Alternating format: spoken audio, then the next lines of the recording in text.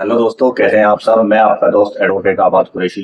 आज जो नया टॉपिक लेकर आया हूँ, बहुत ही खास टॉपिक लेकर आया हूँ। इस तरह के केस हमारे पास अक्सर आते रहते हैं और सही गाइडेंस ना होने की वजह से लोग बाग जो है बहुत ज्यादा परेशान होते हैं।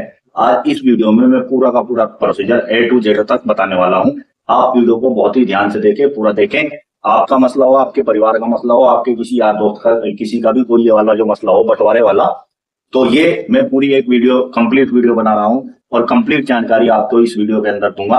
तो सब जो है ध्यान से देखें, ज्यादा समय न लेते हुए वीडियो को शुरू कर रहे हैं। जो भी हमारे चैनल पर पहली बार आए हैं, मेरी आपसे जो है, अगर आपको हमारी वीडियो अच्छी लगती है, हमारा टॉपिक अच्छा लगता है, तो वीडियो को लाइक करिए, चैनल को सब्सक्राइब करिए और आपके किसी यार दोस्त या रिश्तेदार के मतलब की अगर ये वीडियो हो तो उसे उसके व्हाट्सएप पे इस वीडियो को शेयर करिए, जिससे मिली जानकारी का फायदा हर कोई उठा सके। तो आज हम बात कर रहे हैं जमीन के बंटवारे की।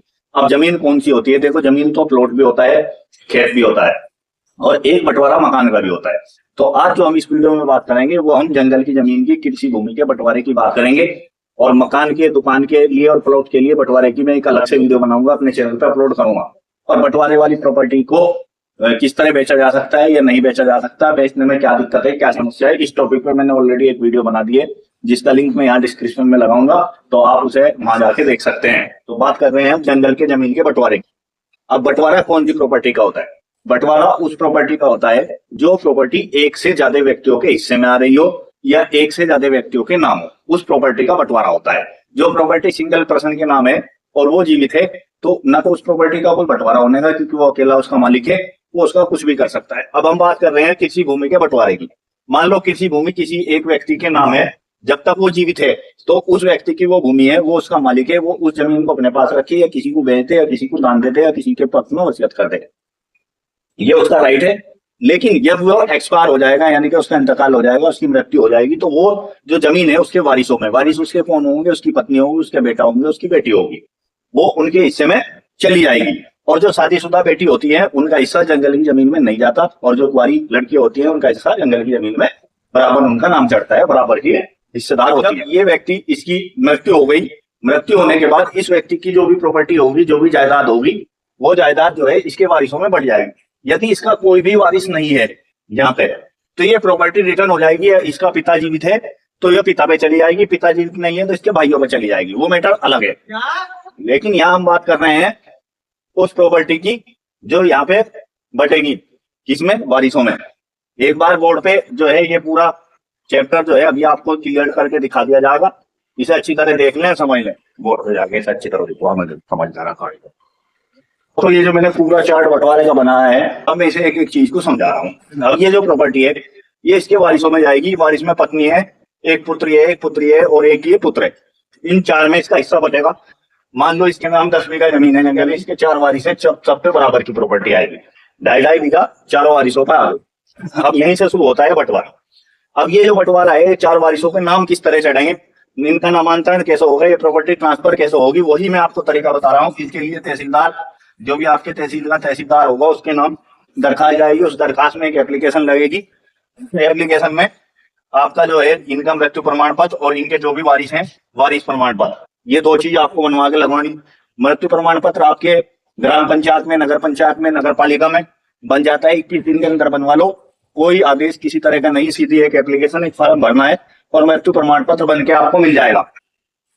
मृत्यु प्रमाण पत्र बनने के बाद वारिस प्रमाण पत्र बनेगा, वो भी तहसीलदार साहब के आदेश से बनता है, और वो तहसीलदार साहब के आदेश करवा के पटवारी की रिपोर्ट लगा के ये भी तहसील से बन के मिल जाएगा। तो ये कोई इतना बड़ा और भारी काम नहीं है। बड़ा और भारी काम कब होता है?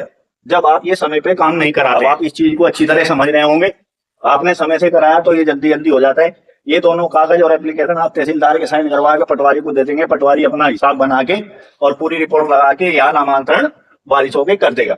जब वारिसों के नामांतरण हो जाएगा, उनके नामांतरण के बाद ये इस तरह इनके हिस्से बढ़ जाएंगे। अब हिस्से बढ़ने के बाद ये 10 बीघा जमीन है, 10 बीघे में 2.5 बीघे सबके आ गई। अब 10 बीघा पहले एक जगह थी, अब 2.5 बीघे के इसके 4 हिस्से हो गए। लेकिन हिस्से तो इसके हो गए, हिस्सा इसमें खुल भी गया है, लेकिन ये नहीं खुला है किसका हिस्सा किधर है, यानी कौन ईस्ट में है, कौन वेस्ट में है, कौन नॉर्थ में है, कौन साउथ में है, किसे कहाँ की जमीन मिली, ये हिस्सा क्लियर नहीं हुआ। इसी चीज को बंटवारा कहते हैं। बंटवारा ये हो गया, बंटवारे में हिस्से को क्लियर मेंशन करना। जो प्रक्रिया हो गया, हिस्सा क्लियर मेंशन, हमारी जमीन कहाँ है, क्योंकि अगर कोई अपने में से 2.5 बीघे बेचने लगे तो बेच तो सकता है, लेकिन ये जो बाकी के 3 होंगे ये उसमें जो है अंकड़ा लगा सकते हैं, ये बेचने को मना कर सकते हैं, क्योंकि आपके हिस्से तो बढ़ गए हैं लेकिन आपका जो जमीन का जिसका काबिज है कुर्रा नहीं लगा, उसे आम भाषा में कहा जाता है कुर्रा। उत्तर प्रदेश राजस्व संहिता 2006 लागू है, जो 2016 में लागू हुई थी। उसके अकॉर्डिंग बंटवारा होता है। बंटवारे की धारा है धारा 116। और बंटवारा कौन करता है? बंटवारे का वाद कहाँ डलता है? बंटवारे का वाद डलता है अपने यहाँ के एसडीएम साहब के यहाँ, उप जिलाधिकारी के यहाँ पे। ये उत्तर प्रदेश की बात हो रही है। उत्तर प्रदेश का पूरा प्रोसीजर मैं आपको बता रहा हूँ, समझा रहा हूँ। यदि आप हिंदुस्तान के किसी और अदर स्टेट से हैं तो हो सकता है वहां कोई धारा अलग हो, लेकिन जहां तक मैं समझता हूँ प्रोसीजर यही होगा, प्रोसीडिंग इसी तरह की होगी। थोड़ा बहुत नाम भी चेंज हो सकता है। हमारे यहाँ नामांतरण ट्रांसफर होता है, कहीं इंतकाल होता है, कहीं कुछ और होता है, तो वो कुछ भी हो सकता है। इस धारा के अंतर्गत एसडीएम साहब के यहाँ एक वाद दायर होगा।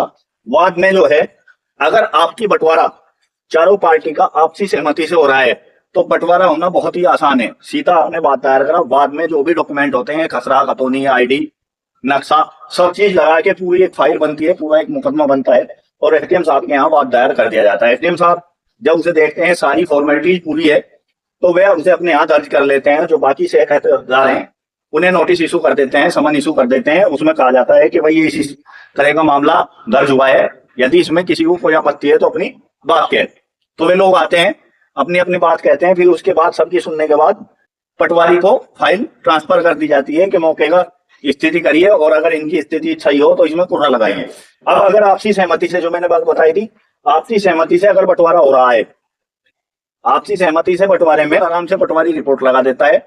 और यदि आपसी सहमति नहीं है, साझेदारों में असहमति है, तो पटवारी की रिपोर्ट लगने के बाद भी एसडीएम साहब के यहाँ बात इतना लंबा खिंचा और उसमें जल्दी से बंटवारा नहीं होता है।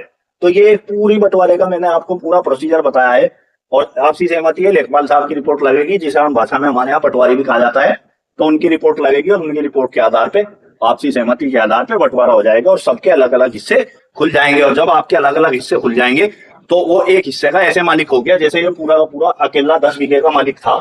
अब हर आदमी जो 2.5 बीघे है, वो 2.5 बीघे का अकेला मालिक हो गया। वो अपने को बेचे, रखे, किसी को दे, वो कुछ भी कर सकता है। आप क्लियर अच्छी तरह समझ गए होंगे। लेकिन बिना कुर्रे लगवाए अगर कोई अपनी प्रॉपर्टी बेचता है और खातेदारों में सहमति नहीं है तो वे उस पर स्टे भी ला सकते हैं, उसे ट्रांसफर से रोक भी सकते हैं, उसका दाखिल खारिज भी रोक सकता है। बहुत ही कुछ ना कुछ उसमें विवाद पैदा हो सकता है। इसलिए कोई भी जमीन अगर आप खरीदते हैं तो सबसे पहले देख लें कि उस जमीन में जो सह खातेदार हैं, इन्हें आपस में बोला जाता है सह खातेदार। मैं था ये, इसके बाद ये आ गए, ये सह खातेदार हो गए। इसमें जमीन में आता रहेगा वो सब सह खातेदार हो जाएगा। अब ये मैंने पूरे बंटवारे का, जमीन का, किसी भूमि का बंटवारे का पूरा प्रोसीजर आपको बताया है। यदि बताने में कोई बात इस तरह की रह गई हो, कोई नया पॉइंट इस तरह का हो कि वो आपकी बात समझ में ना आई हो, तो आप इस वीडियो पे कमेंट्स करिए और वीडियो आपको कैसी लगी ये हमें जरूर बताइए। अच्छी लगी हो तो लाइक करिए, अच्छी ना लगी हो तो डिसलाइक करिए। जो भी आपकी राय हो उसे कमेंट्स करिए।